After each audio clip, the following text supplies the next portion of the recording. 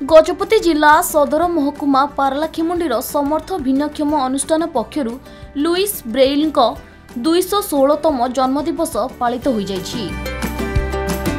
एही कार्यक्रम रे मुख्य अतिथि भावे उपजिलापाल अनु पंडा, जिला शिशु सुरक्षा अधिकारी अरुण त्रिपाठी, जिला सामाजिक सुरक्षा अधिकारी संतोष नायक, समर्थ भिन्नक्षम अनुष्ठान सभापति निरंजन बेहेरा प्रमुख उपस्थित थिले। तेबे लुईस ब्रेइल को जीवनी संपर्क में अतिथि माने निजर वक्तव्य रखिथिले। देखो आज समर तरफ महात्मा लुई ब्रेइल जन्मतिथि पालन कर 216तम जन्मतिथि।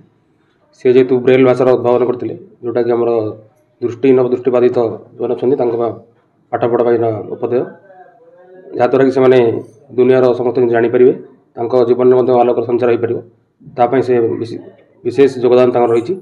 आज मन पकड़ यह दिवस पालन कर 2019 रु पालन आरंभ हो केवल जे पार्लाखंड नहीं आम स्टेट लेवल हो कि नेशनल लेवल हो एवं जाति संघ पालन कर विश्व ब्रेल दिवस तथा 216तम लुईस ब्रेइल जन्म दिवस एटा गोटे ब्यूटीफुल दिवस आम सारा विश्व रे एटा पालित होची।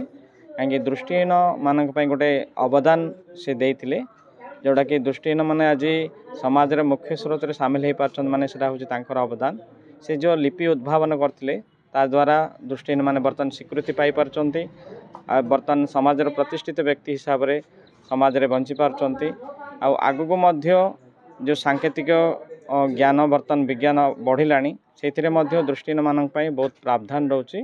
तो यार मुख्य आम श्रेय देवु श्रीमान लुईस ब्रेइल को।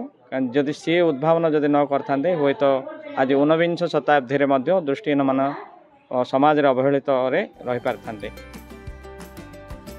गजपति हेमंत प्रधान को रिपोर्ट खबर ओडिशा।